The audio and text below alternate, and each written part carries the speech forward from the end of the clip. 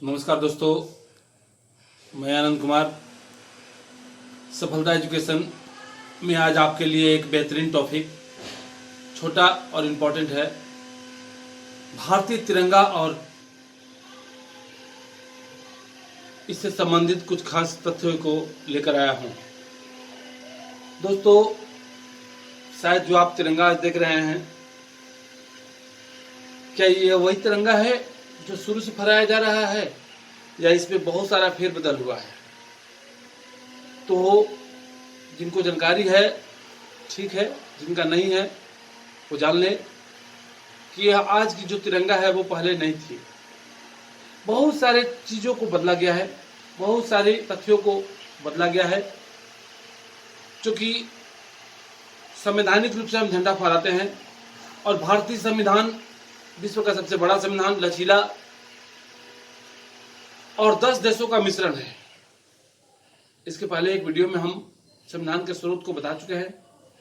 उसी तरह से गणतंत्रात्मक व्यवस्था फ्रांस की देन है। तो झंडा की कुछ खास चर्चाओं को लेकर आज राज्य चिन्ह और चक्र के बारे में भी कुछ संक्षिप्त जानकारी देंगे, जो इम्पोर्टेंट हो एग्जाम के लिए। कॉपी भरने के लिए तो बहुत सारा हो सकता है, लेकिन क्वेश्चन पूछे जो जाते हैं उन पर तार्किक क्वेश्चन को लेकर हम लोग टिपिकल क्वेश्चन बनाएंगे, उसका आंसर खोजेंगे। हो सकता है इससे और भी बेहतर क्वेश्चन आपके पास हो, लेकिन ये भी जानकारी आपके लिए मील का पत्थर साबित होगी। तो आते हैं अपने बोर्ड पर। देखिए, भारतीय तिरंगा किस देश की देन है? तो यह देन है फ्रांस की, और फ्रांस से ही गणतंत्रात्मक व्यवस्था लिया गया है। फ्रांस से ही बजट शब्द की शुरुआत हुई और बजट की शुरुआत हुई। तो इस तरह से इस तिरंगे में पहले कौन सा रंग हुआ करता था? तो पहले दोस्तों केसरिया, पीला और हरा रंग होता था। और किसकी चित्र हुआ करती थी? तो इसमें केसरिया रंग में 8 सफेद कमल, पीले रंग में वंदे मातरम की लिखा हुआ पट्टी, और हरे रंग में दाएं तरफ सूर्य का चित्र और बाएं तरफ अर्ध चांद का चित्र हुआ करता था। आज के तिरंगा और पहले के तिरंगा में क्या अंतर है? अंतर महसूस करेंगे। ये अलग बात है कि आज की तिरंगा का लंबाई गुने चौड़ाई 3:2 होती है, और वर्तमान तिरंगा का झंडा गीत श्यामलाल पार्षद ने गाया था। 6 सितंबर 1893 में इसकी रचना हुई थी।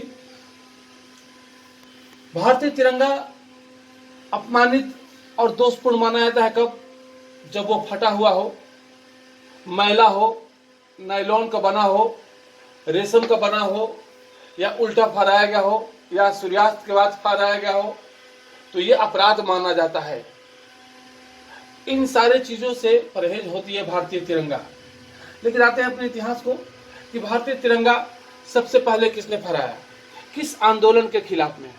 तो दोस्तों, तिरंगा की शुरुआत बंगाल विभाजन के विरोध में मूलतः माना जाता है।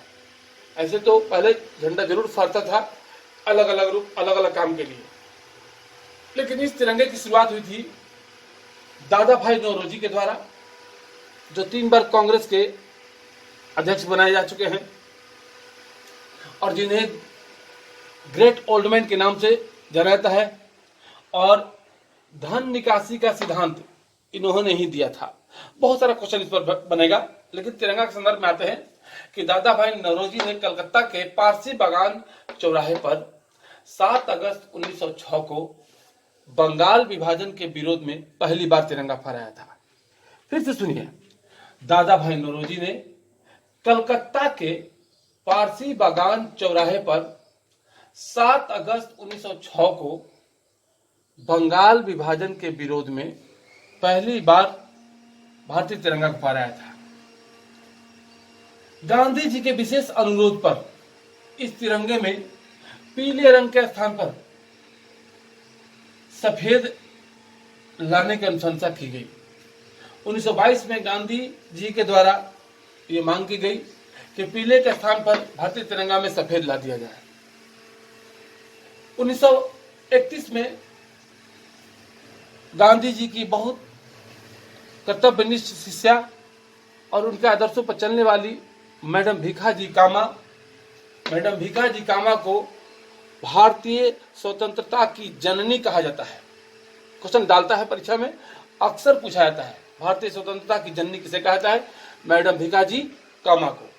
इन्होंने गांधी जी के प्रेरणा से, उनके चरखों से प्रेरणा लेकर भारतीय तिरंगा पर चरखे वाला डिजाइन तैयार किया। तो क्वेश्चन डाल देगा, भारतीय तिरंगा पर चरखे वाला तिरंगा का डिजाइन किसने तैयार किया?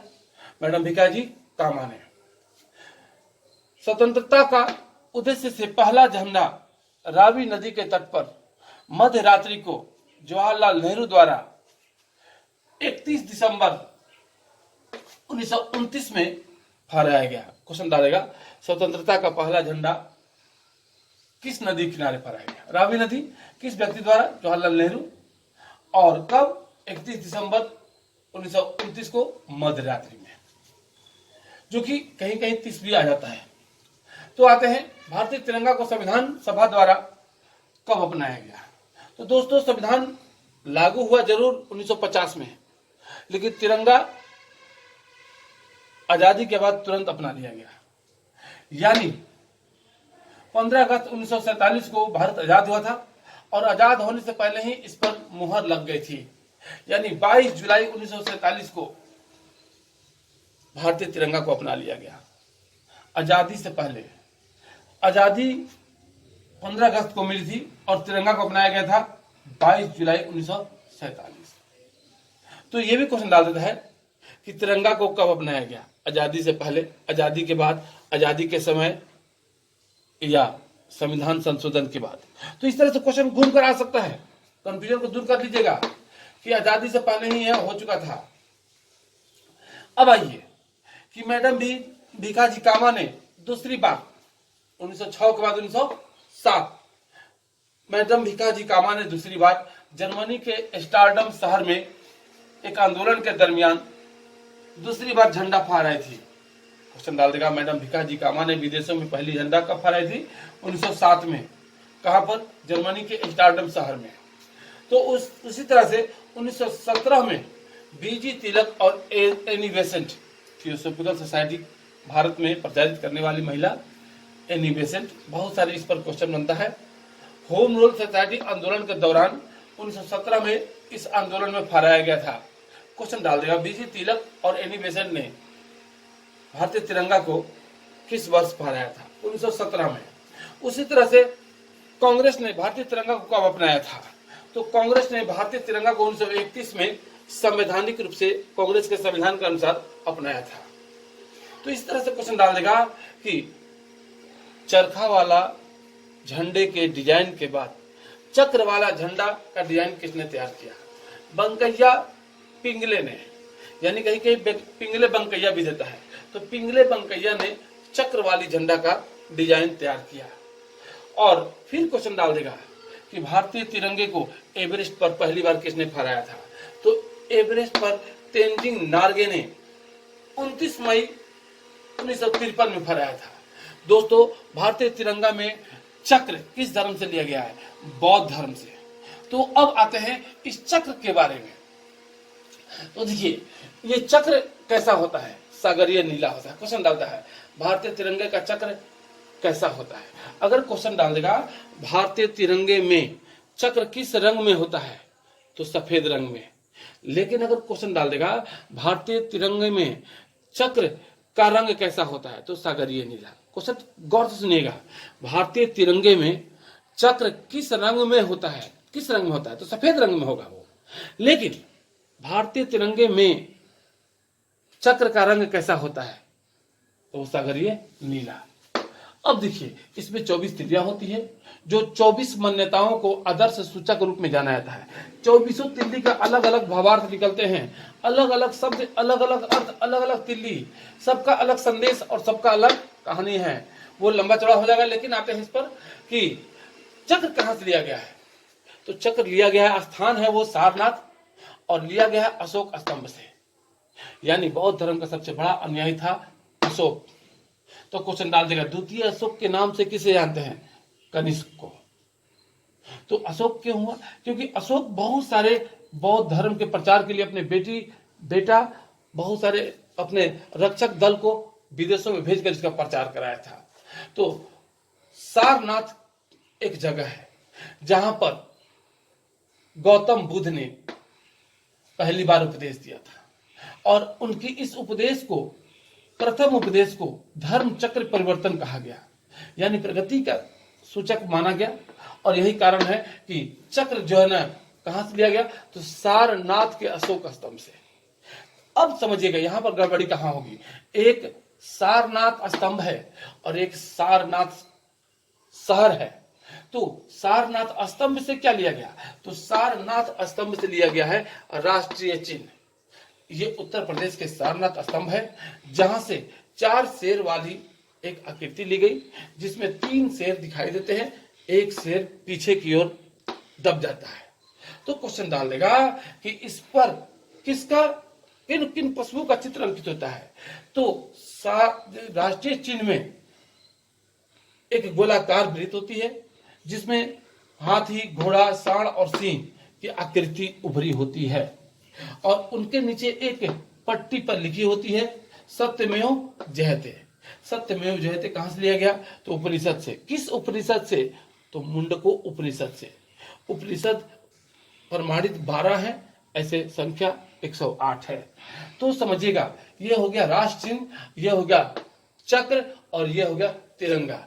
आज की जो जानकारी है इन सबों पर इंपॉर्टेंट है, क्योंकि राष्ट्रीय चिन्ह कब अपनाया गया, तो 26 जनवरी 1950 को। और राष्ट्रीय चिन्ह किस स्तंभ से लिया गया, तो सारनाथ स्तंभ से। उसी तरह चक्र किस स्तंभ से लिया गया, तो अशोक स्तंभ से। तो सारनाथ स्तंभ कहाँ है, उत्तर प्रदेश में, और अशोक स्तंभ कहाँ है, सारनाथ में। ये ऋषि पत्तनम के करीब माना जाता है। तो इस तरह से ये एक छोटा सा वीडियो जो है ना मेरा आप लोगों के लिए तैयार किया गया है। आने वाला छोटा से छोटा टॉपिक पर बेहतरीन वीडियो मैं बना कर दिया करूंगा। यकीन मानिए मेरा एक पेज और आपका 120 पेज एक बराबर गिरेगा। मेरी 1 माह की तैयारी और आप लोगों की 6 माह या 2 साल की 10 साल की भी तैयारी हो सकती है। तो दोस्तों इस बात को बहुत लोगों की जानकारी नहीं है कि कहाँ और कैसे पढ़ा जाए। मैं सासाराम और डिहरी में क्लास लेता हूँ और मेरा क्लास का नाम है सफलता एजुकेशन GKGS अनंत कुमार। यदि YouTube चैनल पर आप लोगों को यह वीडियो पसंद आ रहा हो तो शेयर और लाइक जरूर करें, ताकि अधिक से अधिक लोगों के पास संदेश पहुंचे, और बेल आइकन को दबा दें। अगला वीडियो इससे बेहतर और जल्दी मैं दूंगा। धन्यवाद।